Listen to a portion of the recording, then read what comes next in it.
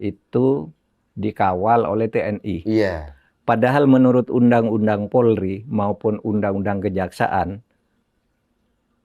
yang boleh menjamin keselamatan dan mengawal kejaksaan itu dari pusat sampai daerah hanya polisi. Iya.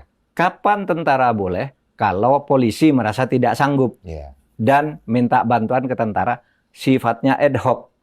Kalau perpres kan jadi permanen, tidak ad hoc lagi. Jadi kondisi darurat aja baru militernya bisa turun. Ya betul, itu satu.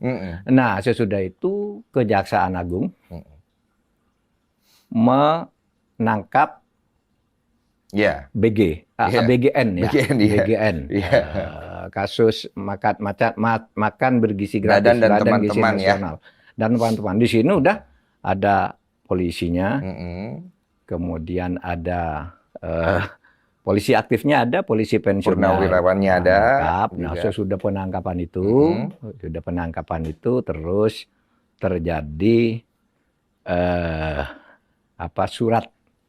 surat dari Jaksa Agung. Tanggal 15 Juni. Untuk menyisir. Agar semua MBG itu diperiksa. Dan isunya, dan itu benar juga karena ada daftarnya, yang banyak MBG-nya itu polisi yang paling banyak. Isunya? Bukan memang paling banyak. Datanya memang sesuai Tapi akhirnya. isunya mengatakan ini yang main istri-istri polisi. Itu isunya. Tapi bahwa MBG resmi diberikan ke polisi, nah di sini polisi marah. Dan oleh sebab itu ketika polisi menyerahkan Roy Suryo dan Tifa ke ini, oleh Jaksa Agung dilepas. Iya kan? Ada begini-begitu, Pak ya? Maaf, orang awam. Iya, Anda orang awam. Ini dilepas. Gitu.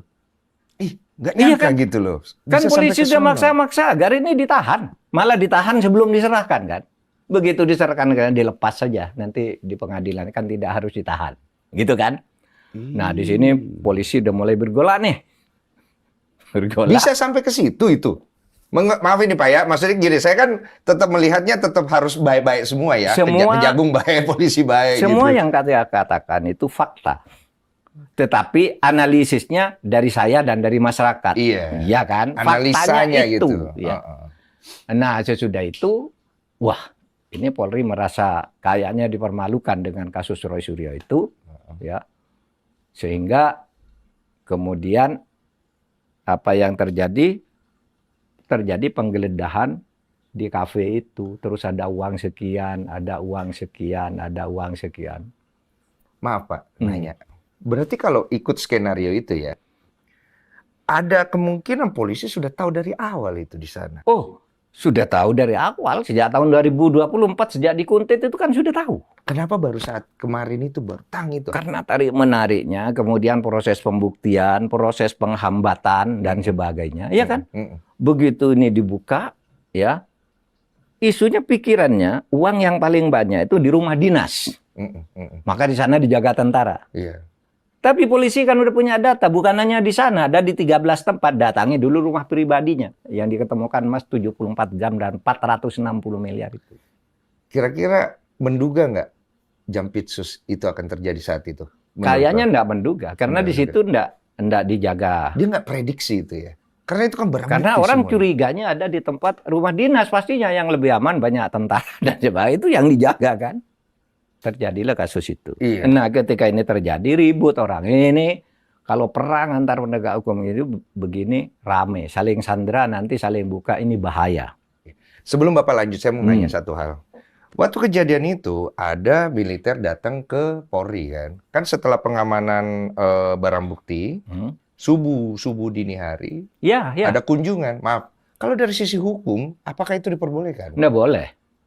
Keperluannya apa ke sana? Itu pun sampai sekarang tidak dijelaskan. Untuk apa militer ada di situ? Dan ada nama-namanya, ada pangkatnya siapa yang datang.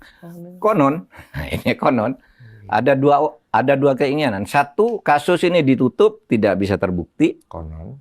Sehingga yang ditahan itu, yang sudah ditahan karena sudah diperiksa, Don Rito itu mau dibebaskan sehingga hilang jejak. Tapi polisi membentengi juga dengan Brimob. Sehingga akhirnya tidak jadi berita, yaitu kunjungan biasa kan begitu. Nah, sesudah itu gimana cara menyelamatkan Febri ini? Muncullah operasi mendekati istana.